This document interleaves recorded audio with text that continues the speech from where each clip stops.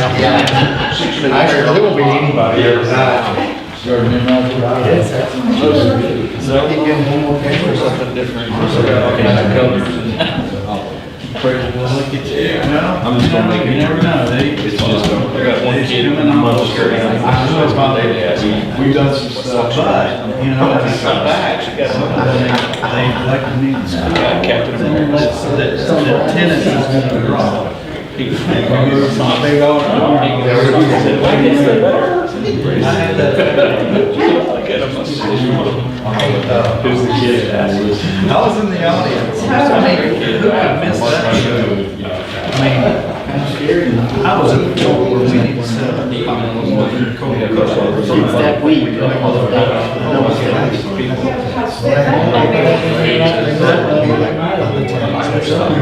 know, we did. I think it's when he's a man. We're ossified. I mean, I showed up one night and that fucking was just. Getting in the truck, getting ready to go back.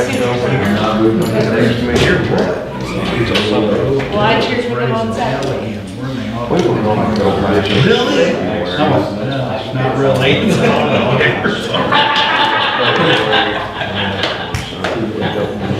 He bought it. He doesn't trust me much anymore. You don't play this, I mean, you know. We decided we're gonna go in June. No, because I don't want to go back, you know. February, just finish. I need that. It probably plays the. I was down in Rockport. Of course. Good stitches. You know, they aren't on my study people anyway, but, you know. Just don't seem to hold either one. They're all. And that's my life. Go down to the.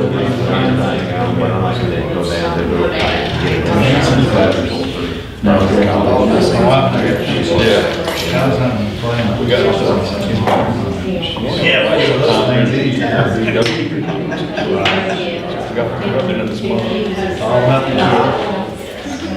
Just going down in January, they go down and they'll take. We're 3 weeks away. You know, usually somebody, you know, with a doctor or something. She's gonna sign the They go down there. She's super much better than mine. You know, when we go to these tournaments.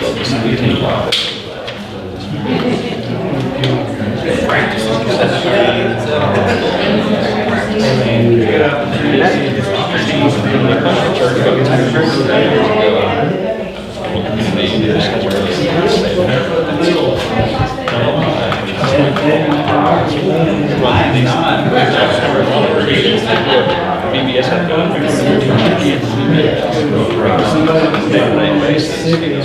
That's what they're using. You get started. Yes.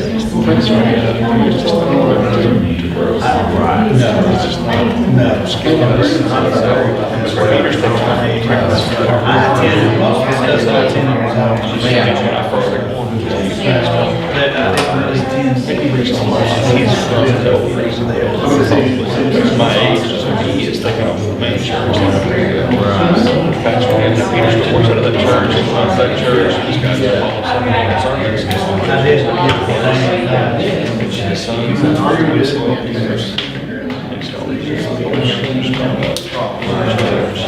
Did you see that? good thing be missionary. How's she going? Brady, you're not talking to her. She was trying to tell me. She just thought she was talking to you. I'm sure it was his phone. She was gonna get us all, she was gonna get all of us a raise. I thought, hold on, say, so there's like one thing. I was saying, we'll never get you guys. Oh, not yet? Oh, okay. You sign up to talk, you kind of figure you were here to talk. You're logged in church. Nobody else wants to talk.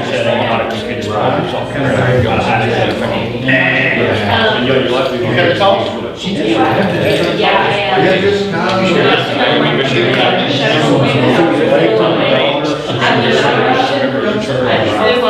I've been telling you that to you.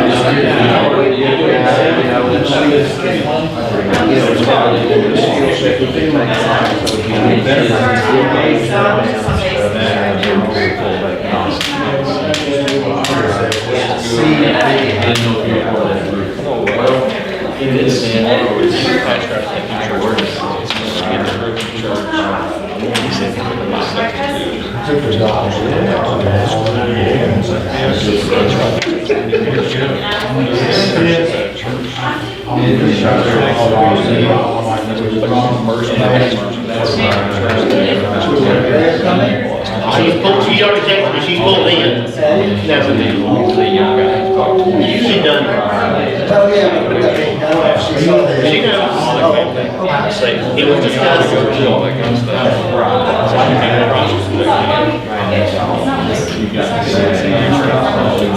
I say what you're talking about. You need to go back. All right, we'll go ahead and call the meeting to order at 6:30. If y'all can please stand with me. Bow your head and I'll bless us real quick. Lord, thank you for the day and the opportunity for us to come together again for the betterment of this district. And if you would be with us with our thoughts and our words and our actions, may it bring glory to you. And in Jesus' name we pray, amen. And face the American flag for me. Join me in the pledge. I pledge allegiance to the flag of the United States of America and to the republic for which it stands, one nation, under God, indivisible, with liberty and justice for all. And to your right is the Texas flag. Honor the Texas flag. I pledge allegiance to thee, Texas, one state, under God, one and indivisible. Thank you very much. All right. Thank you all you guests for coming today. And I guess Brady's the only one that wants to talk, so come on. If you get out of hand, I'll call you down. Awesome. All right. Now, remember, you do have a time limit. There is only 5 minutes. Well, I guess I'll shoot for 4:59. All right. Well, I'll make this all quick. Thank you all for having us. My name is Brady Barrow, and this is Macy Robbins. We're two representatives from the Sabine FFA officer team, and we're here to give you all our monthly report of all the activities of Sabine FFA through the month of September. So in the month of September, we've had various successes in livestock. We've had much success in the White Oak FFA Livestock Show and the East Texas State Fair. Some results for the State Fair itself were junior Caden Perry placed 7th in her class in the heifer show, and Sarah Davis, who's a senior here, placed 1st place in her class at the heifer show as well. So that kind of covers the livestock arena as well. We're very proud of all the diligent work that our members put in when it comes to their livestock projects. We've also begun our practices for our LDE competitions. LDEs are known as leadership development events. They're there to kind of promote some of the diversity that we have in speaking events within FFA, and to get people who may not necessarily be out of their shell yet, to be able to get them out and develop their ability to professionally communicate with other people in their community. So the teams that we have assembled so far, the competitions will actually be starting kind of in the late part of October, going on into November. The teams that we have set up so far are the Agricultural Advocacy Team, the Senior Skills Team, Radio Broadcasting Team, Dream Hand Skills Team, Senior Creed Speaking, Dream Hand Creed Speaking, and our Junior and Senior Quiz Teams. Our practices that we have are held after school on Thursdays from 3:30 to 4:30, and we're also going to start doing practices under the same time constraints on Tuesdays as the competitions and those dates get a little bit closer. We also have our FFA fundraiser, which has been going on this past month. It's Fresh Country Meat and Dessert Sales. The fundraiser started early in September and will officially end October 12th later on this week. Upcoming this month will be the Harvest Festival held at the Longview Fairgrounds. We have a great deal of entries in the Livestock Show, the Agricultural Mechanics Show, and the Home Economics Show as well. We hope to have much success at this event, and we definitely love y'all's support to come out to the events. We'll be talking more about them at our different meetings that we're going to have coming up fairly quickly. Also coming is the National FFA Convention. This convention will be held the week of October 21st through the 27th, and it will take place in Indianapolis, Indiana. As the Area 6 FFA president, I actually will be attending this national event to represent as a voting delegate for the state of Texas, as well as represent the Texas FFA, Area 6 FFA, and most importantly, the Sabine FFA chapter as well. This is a truly wonderful opportunity that I've been blessed with, so I really hope in the future here at Sabine ISD we'll be able to have more and more people, possibly, hopefully our entire chapter officer team in the years to come, to be able to attend this wonderful event. So thank you all very much. That's really all that we've got to cover. Thank you all once again for your consideration and consistent support of our chapter. Recently we had one of our teachers resign, and so your support is very, very imperative to our development as young professionals within the agricultural world and the business world. So if it weren't for your support, we definitely wouldn't be where we're at now. So thank you all once again for listening and taking us into consideration, and y'all have a wonderful weekend. Thank you, sir. Thank you.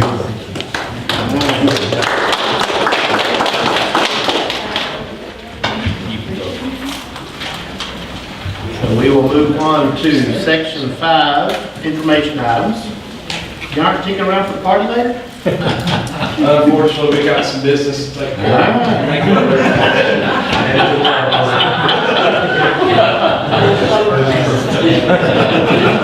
He learned there. Okay, first thing on information items, just a reminder about Honor America Night. That will be November the 13th at the football stadium. The gates open at 6. They'll be serving hot dogs and chips and drinks. And tickets are, I believe, $5 a piece.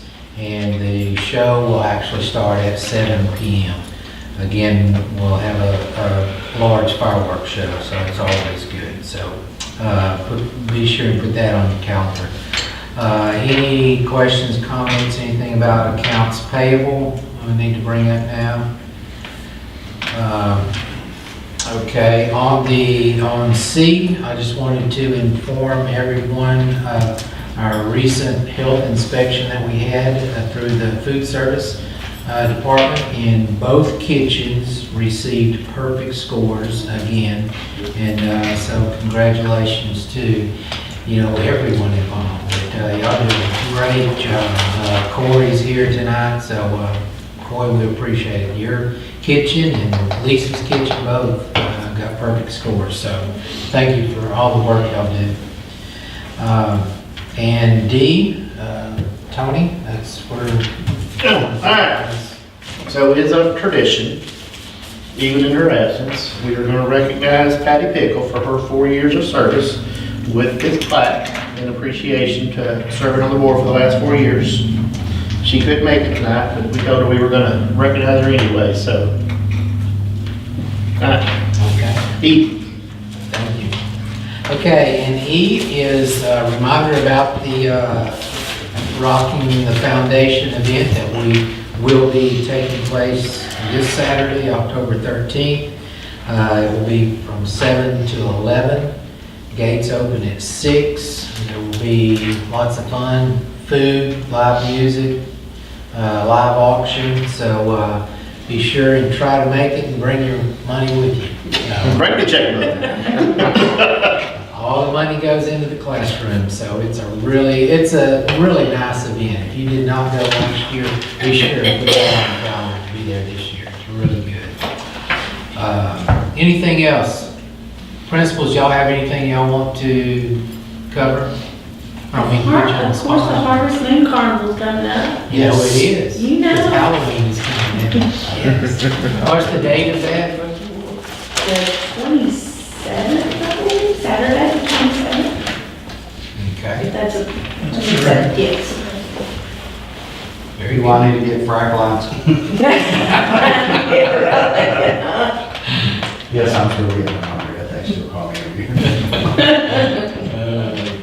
It's a good cause, keep doing it. It is. Okay, then we can move on to Number 6 to consent items. And unless somebody has something they'd like to be removed individually, we'll go ahead and vote on those as a group. Now, can I get a motion to approve consent items? Paul, can you get a second? Danny, any discussion? All in favor? Unanimous? All right. Discussion item number 7. Okay, on the training, that Senate Bill 1566 training, I do have to give an update on that. And what we have at the time, you know, the requirement was that everybody complete the training by September 1, 2018. And then we had 2 board members complete the training, and then we decided, okay, we're gonna wait for the new board members to come on so that We waited on you. can take the training, do the training, and you will receive training for, credit for that training plus team building training. So that's why we scheduled, the training to be done on December 3rd. But I do have to read names: Paul Franklin, Andrea Bates, Danny King, Patty Pickle, Rusty Taylor. Didn't go to the training, didn't have the training simply because they're waiting. Now, Dr. Morchad and Tony are high achievers. They jumped out there and did it, so they're gonna get to go through it 2 times. We get to do it again. And you loved it. It only took us 5 hours to do that 3-hour training. We get to do it again. But that training, again, is scheduled for December the 3rd at 5 p.m. here in the boardroom. December the 3rd, which is taking the place of the board meeting that month, correct? It is the 3rd, Yeah, December 3rd. At what time, 5? 5 o'clock, not the 10th. Not the 10th. not the 10th. Okay. That's what me and Dr. Morchak were having a conversation earlier, was It's December 3rd, right? 3rd. December 3rd, our regular date that we looked at prior, Danny has an audit at work, so he couldn't be here, so that would knock all of you out of getting the team building credit, so you don't want to do that. So December 3rd, everybody was clear, including our new board members that will be sitting. So I checked with Mr. Sean and Mr. Thurston both, and they will be able to attend. So, okay, any questions on that training? Again, it will be at 5 o'clock December 3rd, that's a Monday. Okay, softball field update. Just want to let you know that if you haven't gone by there to look at it, it looks quite a bit different already. KK Mobs, that they finished their dirt work part of it. They're the ones who got with the contractor. You know. So they finished their dirt work portion. The irrigation people, which is FIG, will start tomorrow. They'll start setting up tomorrow, and they'll start with all the irrigation portion of it. And concrete is supposed to be poured in a week and a half. We do have another construction meeting this Friday morning at 10 o'clock, so we'll have more updates on that. So, and then C, on discussion items, that's where we always give opportunities for board members to talk about some of the sessions that you attended at the conference, at the convention that we just went to in Austin. So there's, as you know, there's some of the sessions are extremely good, some of them are not very informative at all, but that's kind of the way it works at a convention. So at this point, we just kind of want to discuss anything that y'all thought was good, good session that you attended with good information that we might could put into place at some point here, or look at anyway. Did you have something you want? We just run around. Our visit to the Dale Medical Facility. That was impressive. That was probably the most impressive thing I saw, hands down. I wish we could reach back out to them and maybe find some ways to incorporate some of those ideas in our own school, tailor to fit our needs, but I think we have healthcare professionals certainly in our school district and in surrounding towns, it would be one to help with that. Yeah, because some of those things could be done even without the medical school. Right, You know, absolutely. Yeah. And just a brief overview, it was just finding ways to inspire kids to find careers in the medical field, and that's all aspects of the medical field, all the way across the board. So it was reaching out to hospital clinics, and to doctors, nurses, radiologists, just all the way across the field, dentists, and having a way for them to interact with their kids. And even in the elementary setting, actually, they talked about that, so it wasn't just on the, they actually targeted middle school was their ideal spot to try to connect to those kids and get them refocused on, you know, I know you don't want to take algebra, but this is why it's important for you to take algebra. You know, They talked about the fact that a kid can exclude himself or herself from being able to be eligible for something based on the decision they made in 8th grade. That they're already kicking themselves out of the program because they didn't want to take advanced math when they were in junior high. And so just giving them the motivation of this is why you care. Even when you're here, this is why you should care. So it was a really good program, and I was impressed with it. The building's impressive, the program's impressive. The Dell Mountain. Yeah. We all climbed the Dell. they were really focused on trying to target those middle school kids, which was a different perspective than what we normally hear, but even as young as elementary, so. You know, the key to that whole thing was that doctor that was running. Oh, absolutely. He was. They got somebody in charge that knows what he's doing. He was impressive.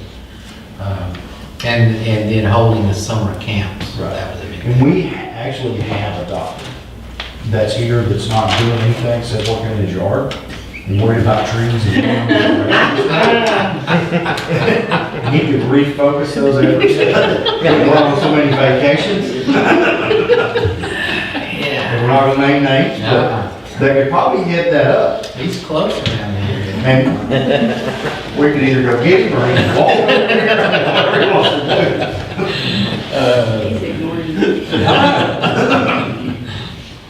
Danny? I was going to bring up the same thing. I was very impressed with that medical school and then the programs as well, the whole idea of the summer camps and the fact that, I forget which House bill it was that did away with the 5th year of math requiring that. 6th? Five. Yeah, so kids are missing out on the key pre-cal and the fact that it helps in preparing young minds for medical school, and that it hones their critical thinking skills. Some of the other things that were discussed, and I actually attended the session that was led by the dean of the medical school, and he was very impressive. Just to give you a little bit of background on this medical school, they kind of questioned tradition, how we train our doctors. You know, traditionally, they attend a lecture, they get a book, and they're on their own to study. Figure it out. These kids, they work in work groups, and it's very structured. It's kind of, they work through the whole system as a team. They take 2 years of science and compress it into 1 year. And of course, the other kids that are interviewing in other places, they'll tell them, well, where else are you interested in attending? They mention Dell Medical School. You don't want to go there, you won't pass your boards.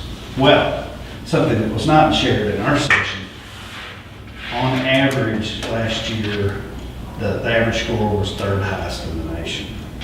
So it made me think, and I think we're good here about doing things. Those are skewed statistics. There were They other, only take 50 students. Yeah. And they only take the top 50 students in the nation, so. Average Yes. average score, Yeah, average I'm score just is saying. 3rd highest in the nation. I want to tell you, it's very impressive, especially when you're compressing 2 years of science into one. I think Art could probably speak to that. That's unheard of. Oh, yeah. But just- It was a just, great program, I agree. But you know, the whole idea, and I've always been one, it's like, you know, let's challenge the way we're doing things. Let's question those things. Is it the most effective way of doing things? Are we teaching our kids in the most effective manner? And I think they're a model for showing that there's good reason to do it. You know, just because we've done it this way forever doesn't necessarily mean it's the best way to do things. So, two very, very good sessions that I really enjoyed. And then we got to climb the Dell Mountain. Tony mentioned the building. They have this staircase that starts at one side of this building and goes all the way up 5 flights. That's 17 stories out there. And I'm gonna tell you what, we climbed it together, we were all huffing and puffing when we got to the top, so we can say we should have got a medal or something. And it's all glass. As you're as you're going up the Yeah. stairs, you can see out and they can see in, but the whole staircase goes up the side of the building. It was- And you're looking, it's, the whole side of the building is glass. You can see out. You go there? I've got a list. You ready? All right. I had several sessions that I went to that I really liked. Of course, just as many that I didn't, but anyway, the ones that I liked. The one that I probably got the most out of was the one that was on Sunday. The general session was a guy named Alex Sheen. And Alex Sheen is a guy who was a nobody. He was an Asian kid. I say kid, he's probably in his 20s or 25 at the time, but he says, you know, I'm typical Asian. I work for a software company. I know karate. I wasn't any big deal. He said, but when my dad passed away from cancer, I wrote his eulogy. And in his eulogy, I talked about how he held up his promises. He did what he said he would. And it really made me think about doing what you say you would, doing it just because you said you would. If you say yes, that means you bring a promise. It doesn't have to be notarized to make it a promise. You do it because you said you would. So I made up these little business cards, and I brought several of them in here for us. And I made up these cards, and I said I would send 10 of these cards to anybody in the world who wants 10 of these cards. Now, this is him saying that? This is him at 25 years old, got on the internet, told his story about doing things because you said you would, and hit submit to say, I'll send 10 to anybody in the world that wants to. He said the first couple of days, people 5 or 6 at a time were asking for them, and I sent a few out. Then a week, I was getting requests for 15 or 20 different people. And, you know, I had to get up a little early, had to stay up a little late to get it done. He said by the end of the year, I was doing 15,000 cards were going out. First year, he sent out 1.9 million to 200 different countries. He said, be careful what you tell people on the internet. But I did it because I said I would, so I kept sending them. Eventually, I'm spending $10,000 of my own money on postage. But I did it because I said I would. Well, now he has sent somewhere in the neighborhood of 3.2 million cards out to about 300 different countries. He says, don't these people know these stupid things are in English? I'm thinking to countries that don't even speak English, but yet they're asking for these cards, and I keep sending them. He has quit his job. This is all he does now. He goes around and does the seminars that he does. He said he makes somewhere around $1 million a year just on the speaking fees, and all of that goes back into the program. He has now developed programs to go into school districts where you can have a charter like you would a anchor club or that kind of club, but it's because I said I would. And it's teaching kids to do what you say you're going to do because you said you're going to do it. Hold up to your word. And it's this awesome kid that wrote his dad's eulogy, and now he's been on Ellen, and he's been on every type of talk show and Good Morning America and everything else, talking about doing it because you said you would. And that's who the general session was on Sunday. It was really, really good. It was a lot of fun to watch. Now, you have to understand, he said, I've got cards that say, I'll stop hitting my brother as much. As much. He showed all the cards from all the kids, because people would take it, and then you take a picture, that's what comes with it. You take a picture and you post it with the hashtags of, because I said I would, and it goes online. But he says, I'll clean out my room, to, I won't let suicide win. I will never give up. One of the hardest ones, he had the guy's telling the story.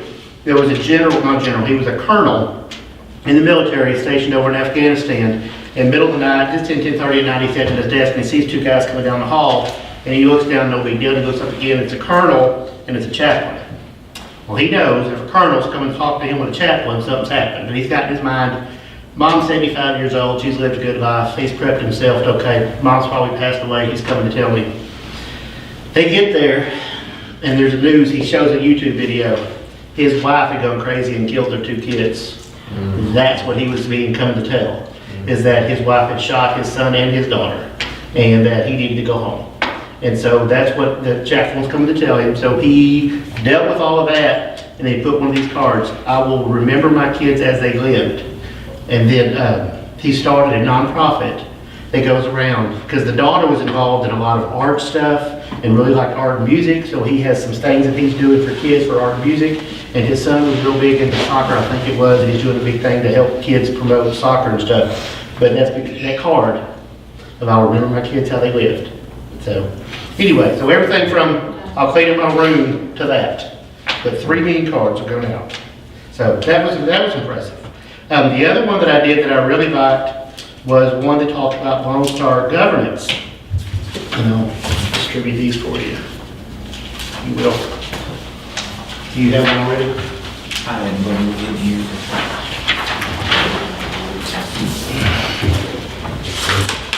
Y'all can.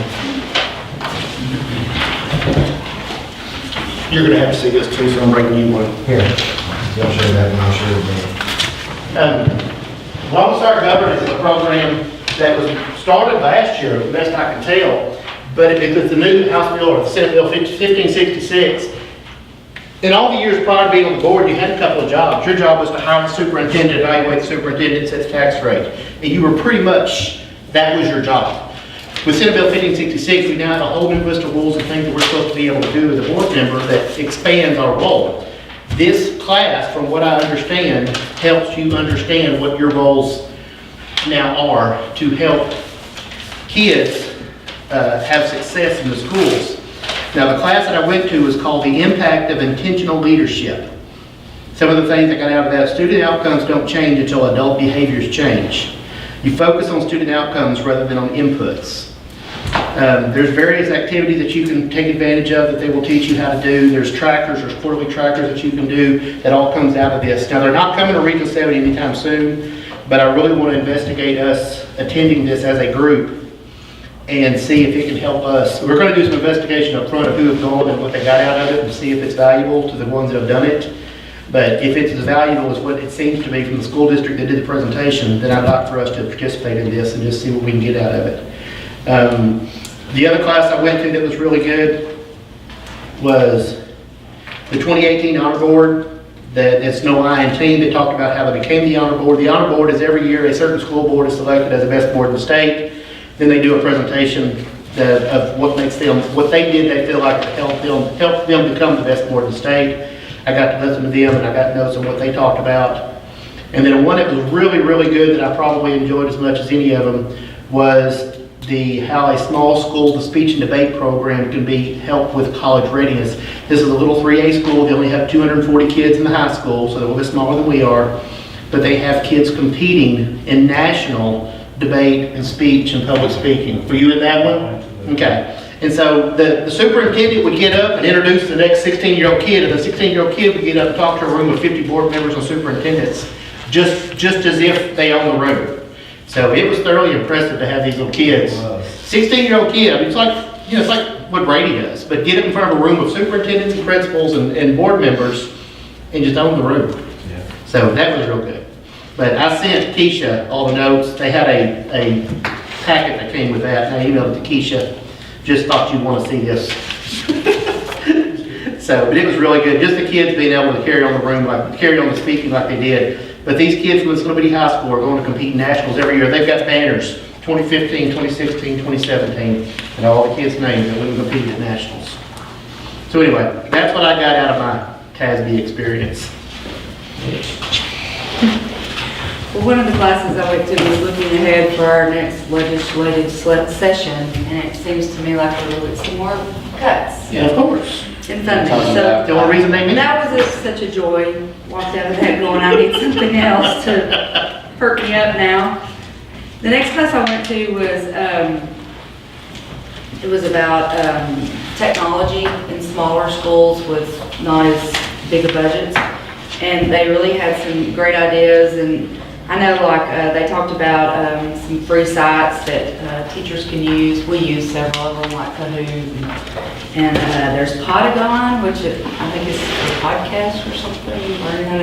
Anyway, some of this was above my head because I'm really not a technology person, but one of the things that this school did was they allowed the kids to participate in a tech fair.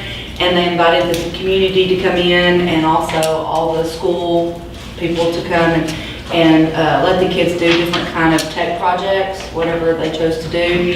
And some of them had to really become creative with how they used technology stuff because we're at a small school that the budget doesn't allow for a lot of stuff. But what they said that it also helped encourage was we always have some of those teachers that have been around a while that are not quite ready to let go of the traditional stuff and move into the technology stuff, and they said that it allowed those teachers to see how encouraged the kids were, being able to use this technology and learn, because whether we want to or not, their world is technology. And so if we want to change our teaching experience so that they're more involved and really want to do it, we're gonna have to use more and more technology as much as we can.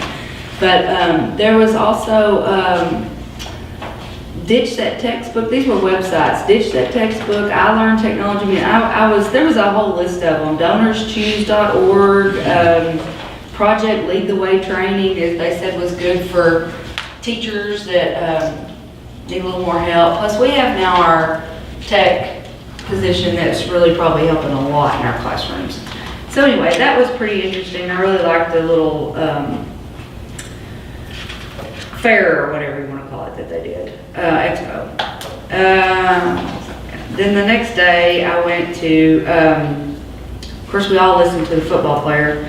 He read his speech, but I'm not really sure what the man really told us, but anyway. It's funny because that's what I refer to the football player that read Yeah, I didn't know him, so. They introduced him, he was a big deal. And he came up there and opened up his folder and took out his speech and read the whole thing just like this, in front of 1,000 people, just like this.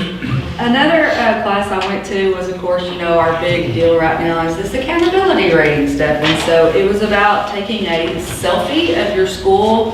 And this little group was not necessarily in with the way we do, the state of Texas does the accountability rating. But what they did give information about, which I'm sure we already do, I don't know, but like PEEMS can really affect that rating if you are not, you know, putting in for like your special students, if they're not keyed or coded in right, and they need to be put in as workforce ready. The one thing that they showed a lot of different charts, and on every chart, the schools that were making your A's and your B's were not as high low socioeconomic ratings as those that were making C's, D's, and F's. And the ones that were making D's and F's were like 70% or higher. I think we're between 50 and 70, aren't we? Isn't that right? And so, you know, we were falling right in the typical 50 to 70 range. So that was really eye-opening, and she did it through a whole bunch of stuff. Their name was Boyd Casey, and they have a website that you can go to and you can find out everything, and they'll go through and break down all the stuff for your school so you can see. But they also said that when the state was going about this accountability rating, they were saying that student poverty was a moderate indicator for some of this, but when they did all their little statistical data, it was not. It was really high. Right. It was very high. It was like the majority of what kind of determined the ratings, because just about everything that they put on there, if you were a low socioeconomic school, you were going to have a lower rating than those that were at a higher socioeconomic school. It also said to look at kids that are not continuously enrolled in your district, the ones that go in and out, that they really affect your rating.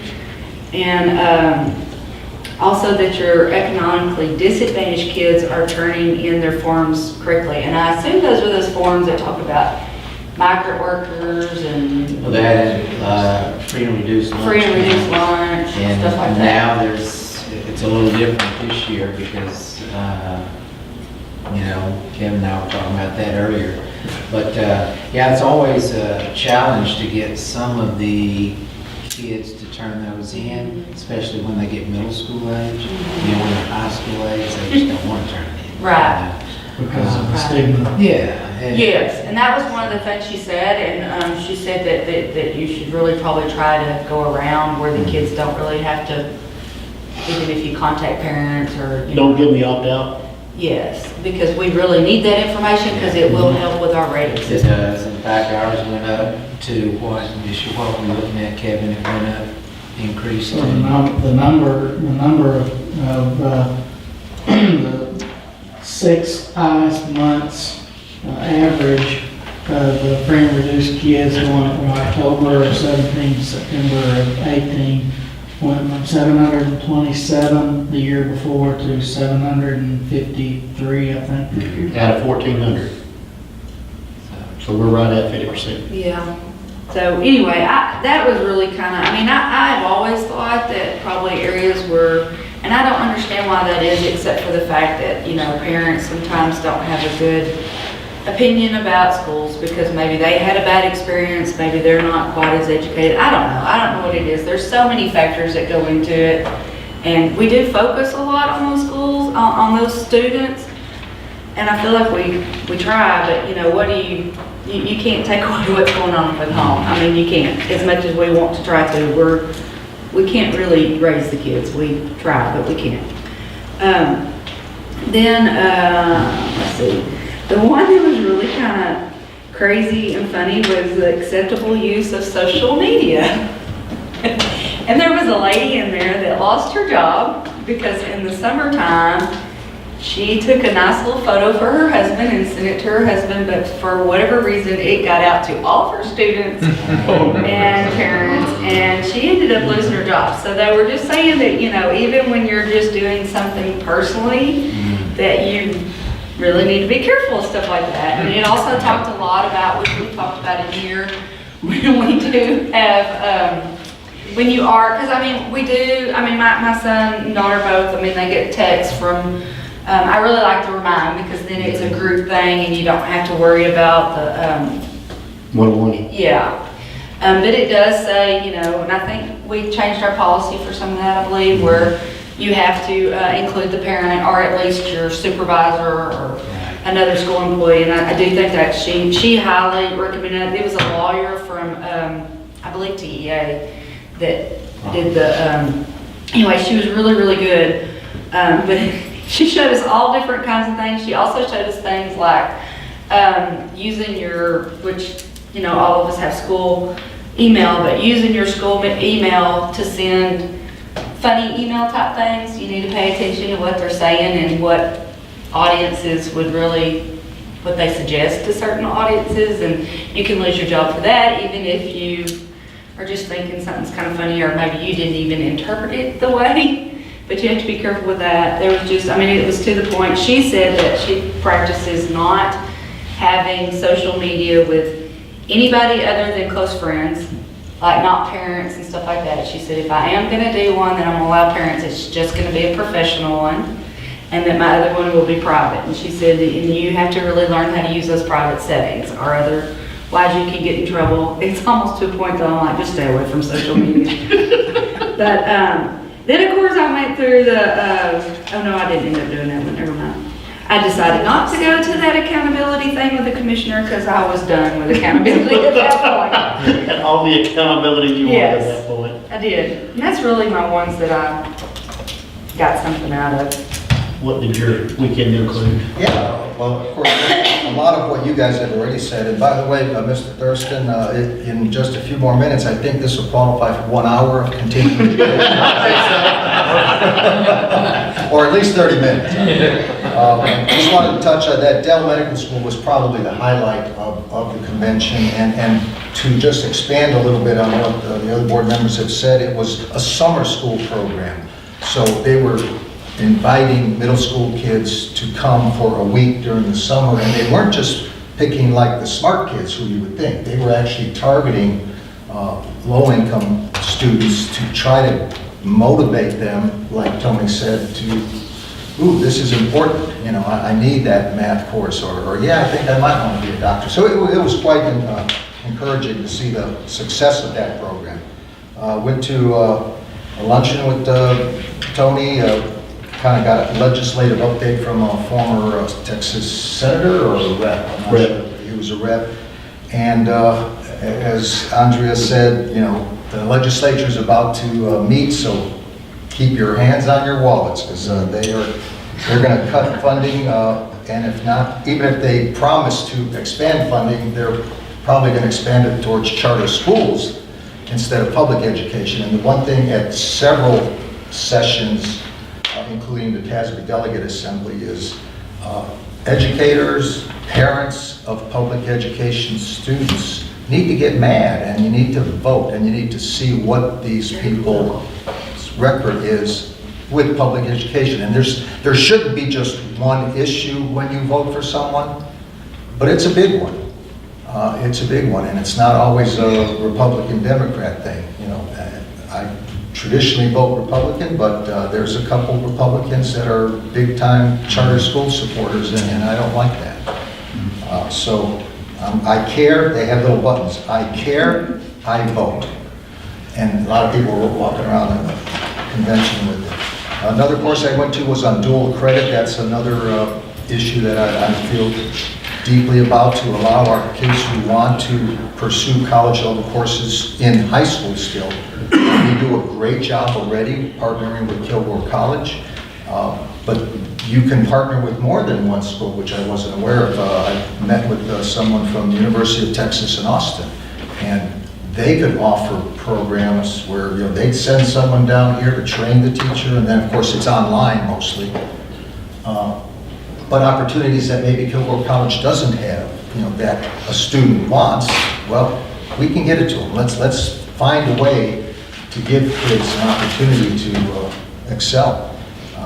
I was an alternate delegate under the able tutelage of Tony Raymond, and the delegate assembly where TASB, Texas Association of School Boards, has, where they vote on different issues that they're going to try to pursue legislatively. And again, it was school funding, charter schools, a lot of issues, but that opened my eyes. You know, they say, and I've learned this from some other legislative bodies I've been on in dentistry, is like, you know, legislation is, or there's two things you don't want to really know how it's made. One is legislation, and the other is sausage. It's so true, you know. So, but if you know how to play the game, you can win the game. So that's where I think we need to focus our attention. Sunday morning at 8 a.m., Tony and I were in the course. Top 10 questions board members should ask about the budget. And there were some great discussions on those topics, and I was jotting everything down, and came back the next day. It wasn't the next day, I think it was Tuesday, and I met with you. Asked them all the questions, and bang, we're doing it all. I couldn't catch up on anything. But to that point, in networking with a lot of different board members from throughout the state, you find that they all have similar obstacles and problems and maybe different ways of handling it, but I really have, it has strengthened my belief that we're doing it right here at Sabine. This board, and I'm very encouraged with the new board that will be coming on board, is we got no place to go but up. If we work together, Tony mentioned that Lone Star governance, and that's, you know, you got to learn how to work together. That's probably a good program. There's another one that TASB puts out, the Exceptional Governance Board Development. You've probably heard of that, and that also intrigued me. It does require, you know, a separate meeting of the board, but it's going to be worth it, and I'm really excited about the year coming up. Thank you. Yes, sir. I went and saw a film while I was there. It's called Backpack Full of Money. Write it down.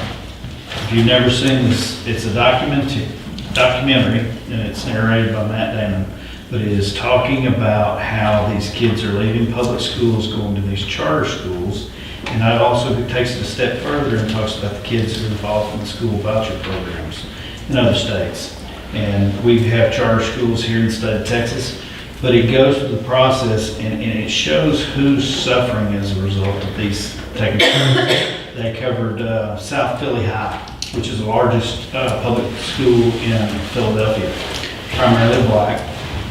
And at one point, the principal, this guy, just fell in love with him in this film, but he's sitting in the library, completely dark. He said, we have to let our librarian go. They had 3 assistant vice principals. This is how big this high school is. It was down to just him. And the whole reason was the backpack full of money left that school and went to charter schools. Mentioned some of the companies that were involved, they buy a building, start a school. Then you're thinking, how well are these schools really doing? Well, if you go to the state of Michigan, where they've been impacted deeply by these charter schools, their accountability and their test scores were horrible. There was a lady in the film, I forget her name, it escapes me, but she went over the statistics of how well we do in this country with educating our kids in the public schools. And for some reason, she talks about the fact that there is this general consensus of we're doing a poor job. And she starts sharing these statistics, and really for me, it was unbelievably eye-opening. We do an excellent job of educating our kids. So find out who you're voting for, find out what they believe in. My taxes just went up, I got my tax bill, and they're talking about cutting our funding further. Where is this money going? It's going to charter schools. I think maybe at some point that may be a good idea, but the way it's being done now, it's a very bad idea. Find this documentary and watch it. I guarantee it will. There's a reason why people are opening charter schools. It's not out of the kindness of their own heart. Money, it is money, and the accountability is not there. Right, they have lower accountability, there is money to be made, and it's publicly funded, one way or another, it comes out of tax dollars. The kids aren't paying tuition, so. That will be a major topic at legislative session this year. Well, that, not just charter, that'll be private schools and the whole bit. That'll be pulling more money out of public schools to put in private schools. Or homeschool. Or homeschool, we'll just take it out of the private school and let you keep it. Then they just don't know that, do they? Yeah, you don't have to actually educate the kids, just collect your check. All right. That's the end of our discussion items. We're moving to 8 for action items. We got a choir trip coming up. This is Sarah Ross, our choir teacher, in case you do not put a face with a name. I was just about to introduce myself, so that works. You did it for me. All right. So traditionally, the high school choir goes on a out-of-state trip every other year. This is our year following from the year before I got here. They went to New York. We are now asking to get permission to go to Branson, Missouri. We will be using Academic Travel Services. This is the services that they've used in the past as well. They've already sent us a itinerary. I believe y'all have a copy of it that looks like this. It's just a sample itinerary. It's not the exact thing that we'll be doing each day, but it does have the correct dates. We are looking at June 6th to 8th. It would be a 3-day trip. We would be traveling there by bus using Chuck's Travel Services from Tyler. Also is what they have used in the past. It is a motor coach bus. Let me think. Okay, so we'll be using the Chuck's Travel Services. Unfortunately, I do not have a quote just yet. I got to them last week and I'm waiting for them to get back to me for what the quote would be. That is traditionally paid for by our booster club, so we would not be using anything from our budget or from the kids. It would be by our booster club, and we have already been working on fundraising this year. We have also, for the kids side of things, already done our fundraiser with Century Resources. They, as a class, raised about $1,500. For cost for each student, we would be looking at about $500 per student because we would be fitting about 4 to a room. And this also isn't until June, so they have several months to prepare for that $500. And that's looking for about 25 to 30 paying people. The way that I'll know how many paying people will be at the very first deposit, we always make it non-refundable, just a small down deposit on a specific date, and whoever pays me by that date are the people for both chaperones and students that are reserved to go on the trip. Let's see. All right, other than that, I think I'll open up to questions. Performing?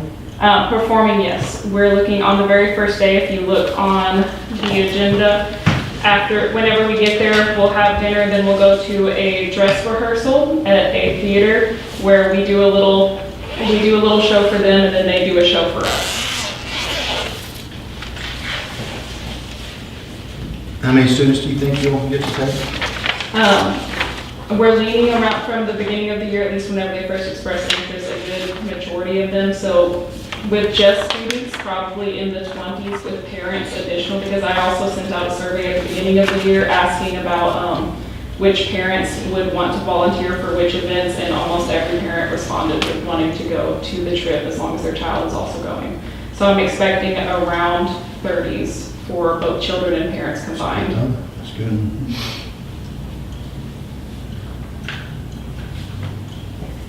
I mean, as far as I think, this is just a formality, we have to approve it. Yes, was there any other discussion or questions or Okay.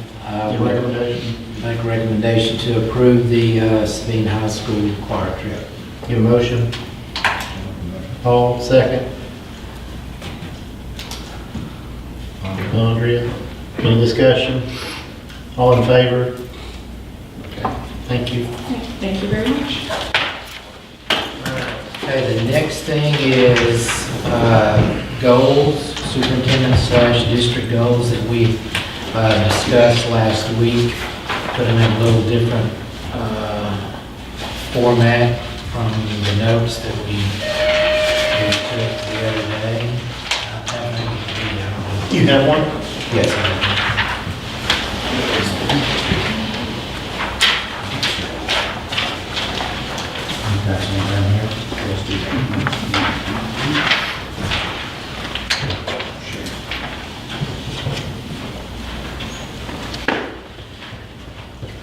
Now, on these, you know, if we need to reword any of this, that's not a problem, we can do that, but we'll approve these goals after we finish this. This is what I took out of the meeting last month. One, increase the accountability rating from a C to a B, and that, of course, is by August, because that's when the rating will come out again.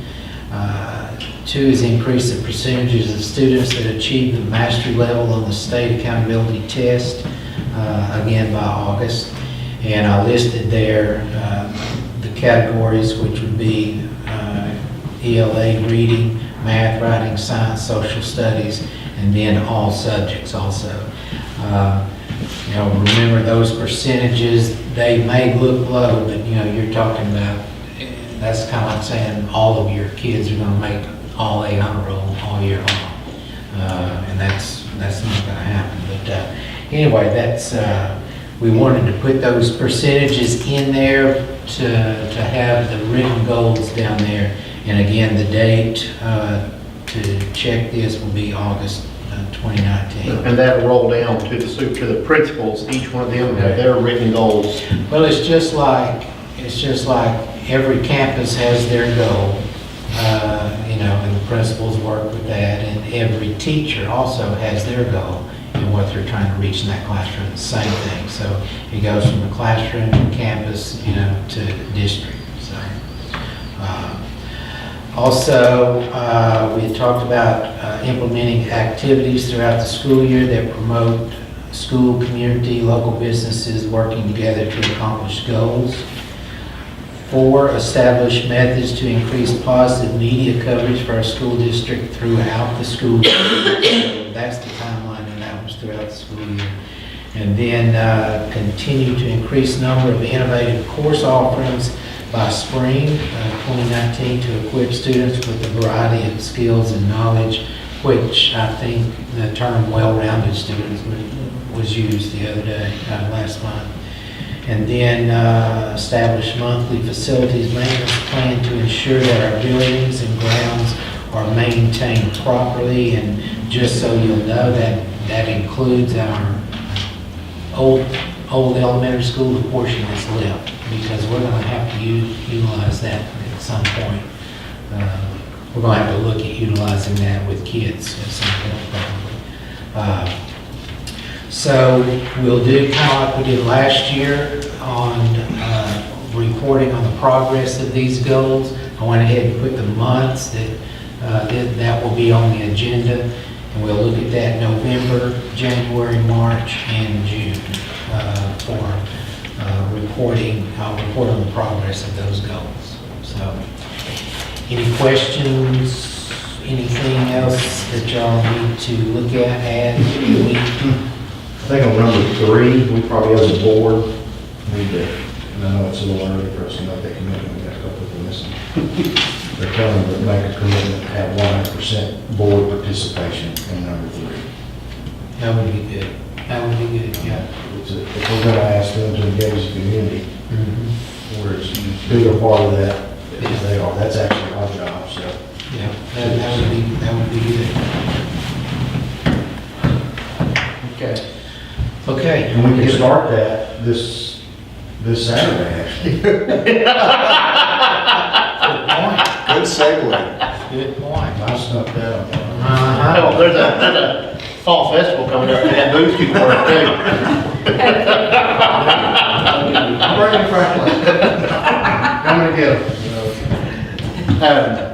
Yeah, that's a good option. Is there a motion to approve the superintendent/district goals as listed? Are we just, I'm sorry, that's not discussion. He motioned. Okay. You want a second? I'll Sure. second. I'll second. All right, your turn. I was just curious, are we going to take this little list and incorporate it into that little, Yeah. that's what we're doing? Yeah. Who was the first one?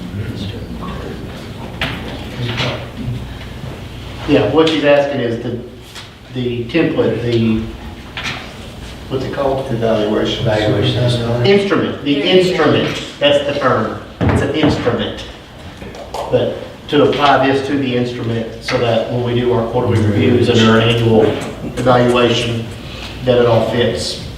But I just, based on what came out in the board, the initial thing we got, I just asked you to help put some measurable dates. Oh, that was another thing too. Uh-huh. How did y'all, I mean, did y'all, this is what like our math department came up with and stuff, because I mean, like, there's no consistency, but Well, no, there's not consistency on. like, we're gonna move 5% in each of these, I mean, they're all different. Well, but if you look at it, yeah, they're all gonna be different as far as what you're gonna be able to accomplish.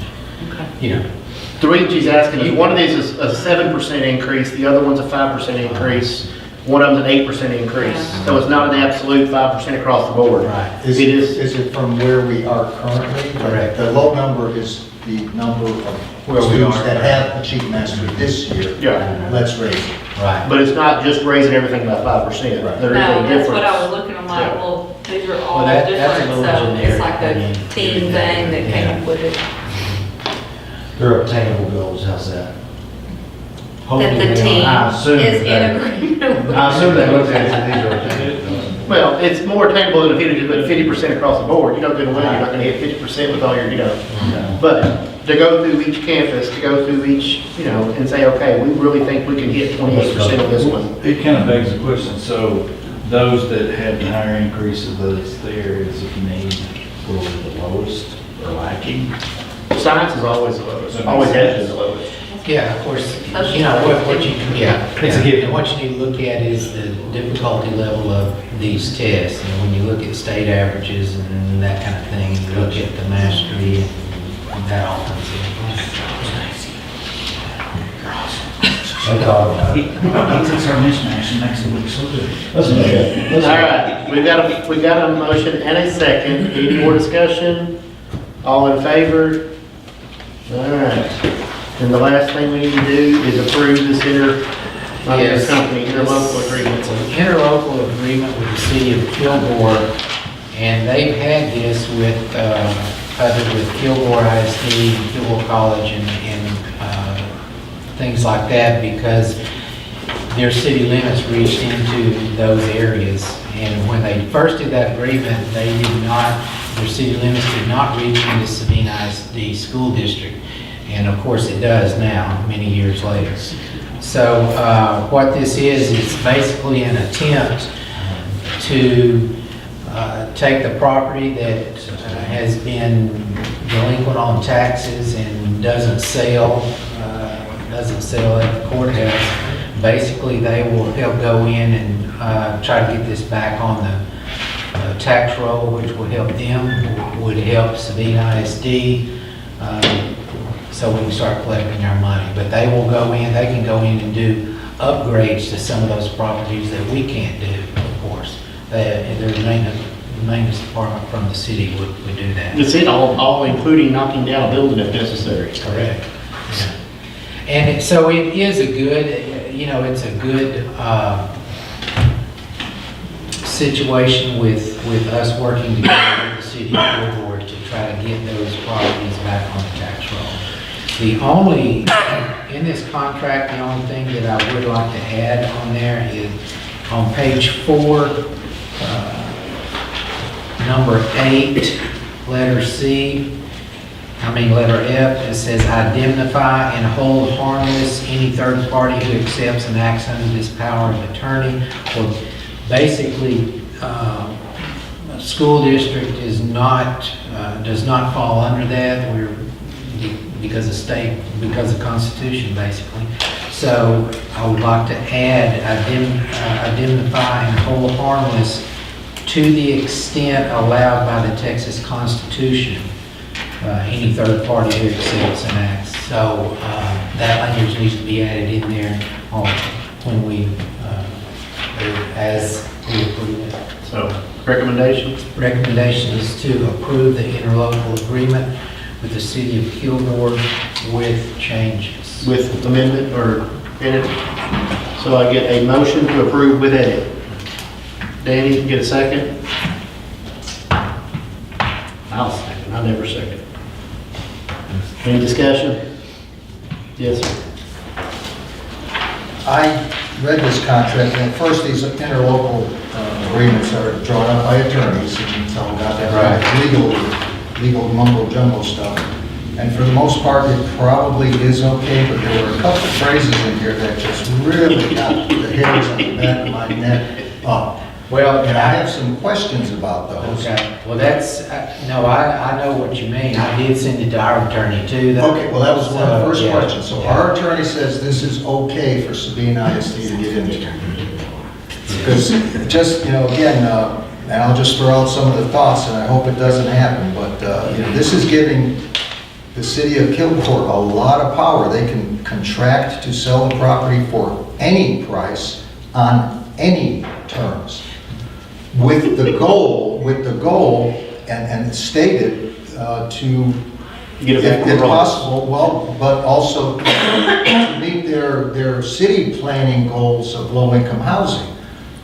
I'm afraid, I don't know that it'll happen, but I'm afraid, okay, Kilgore, or City of Kilgore gets some properties, hey, City of Kilgore wants to have some more low-income housing, let's build it in Sabine ISD's district. So it's not in their district? So it's not, I don't know that would happen, but it certainly could. And as Andrea said, low-income students generally don't perform as well. So now Sabine is going to have to spend more resources meeting the needs of these kids. So it just kind of, do we have to? And then at the very bottom, it says, well, this agreement may be executed in multiple counterparts and shall be binding on all parties executing it, even if not executed by all parties. So if I'm reading that correctly, we don't have to sign this. And if we didn't, what would be the consequence? What are we doing right now with property that they're not paying? They haven't paid for 5 years, whatever. And it's not sold at the courthouse. What do we do now? Well, that's where our tax attorney collectors, go in, they try to collect that, and then they try selling it. If not, they don't do any upgrades to any of it. And They just try to sell. Yeah, that's another It's thing. on the tax. Kilgore can upgrade it, and they're gonna charge us for the upgrades. Well, to me, that's a good trade-off. It's not charging just us, we split it. Well, that's true, that is true. What happens if But it they, gets it on the tax. take over a property that's got environmental problems? And now they become the responsible party and they clean up some $1 million. Oh, I don't know that at all. And I don't know that either. But that's why I included the map in there. Yeah. If y'all looked at the map on the area that that we're talking about? Don't get me started on that map. When Kilgore came out here, I figured it's just kind of straight lines, so this. Man, they went up and down some streets, and they cut out what they wanted and what they did. So, they're worried about themselves. How long ago did Kilgore start annexing property in this district? Oh, they took over Rolling Meadows, I mean, it's been 10 years ago, when Rolling Meadows had to do a petition to not get annexed, because they said they took the road right past, and I can't think of the street. They were after the businesses. I know, but what was They the didn't want street? residential areas. That they were gonna have the residential areas as well, and Rolling They Meadows already did have it. part of it. They already have half of it. They do, they have added to your day one. Part of Rolling Meadows had a petition that allowed them not to be encompassed into that annexation. I didn't know they were taking the other half. The other half is. It's not even in our school district, actually. Because Rita, my aunt, my cousin, she's a cousin, but Rita's, where she lived, was not annexed. I mean, they tried to annex us, all of us out here at one time. But anyway, that was 10 years ago. It's been that long ago. Yeah. And then they just recently did it again and went all the way out to 1252. But it's been going on that long. And of course, anybody that you ask, they'll tell you that they're gonna come in and take the whole district for Would it us. put us in a line if we tabled it and we asked the attorney those other questions? No. Because the attorney just says, yes, this is fine, but no, if you have questions about that, you need to table it to get those questions answered. I don't mean to delay this process. Delay's not a bad thing. I'll tell you right, I won't be here at the November meeting, so if you table it to November, if you guys feel comfortable, that's fine. I just wanted to bring that up. I'll probably abstain rather than vote no. But Well, I'd rather just answer the question. that's what I'm saying, I'm not opposed to, there's no harm in delay. There's no harm in delay till January. Okay. There's nothing, we're not signing it today. Okay. What difference does it make if we don't sign it till January? So I think the, you just email you a list of questions to send to the attorney. the December meeting is gonna be the team of 8 training anyway. Okay. So it'll be January before this goes back on the Cost agenda. to put the renovations into the property is being divided by all parties that are involved.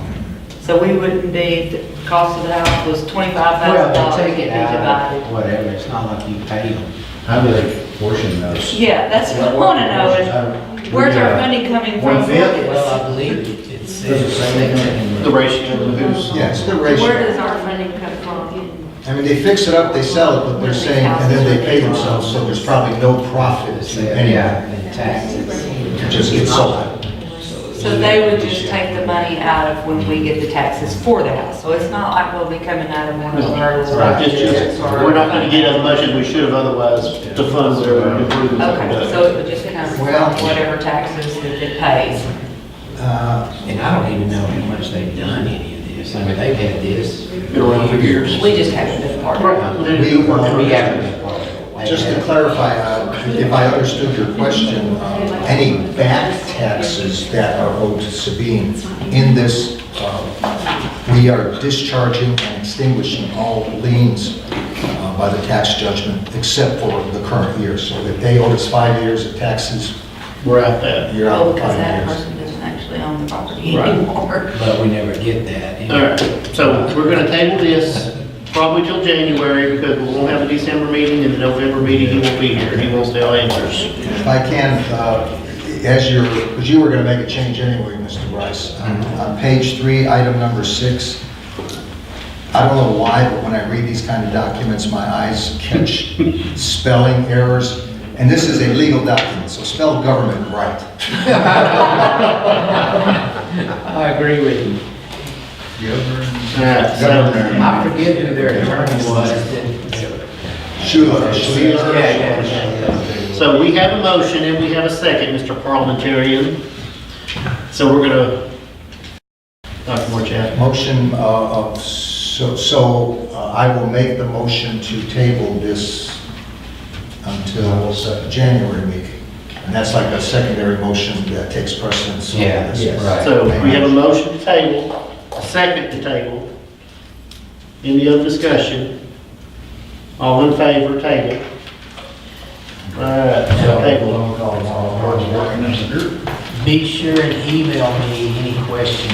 Yeah, go ahead and get your list. And I'm sorry I didn't get to this. No, that's, there is no rush to this. Yeah, we're not in a hurry. It's been on the table for a while. So there's no other business to be had, agenda is complete, we need a motion to dismiss? Oh, I think we can all of it. Okay. Unanimous. Thank you folks for coming. If you college kids need an autograph, I'll give you one.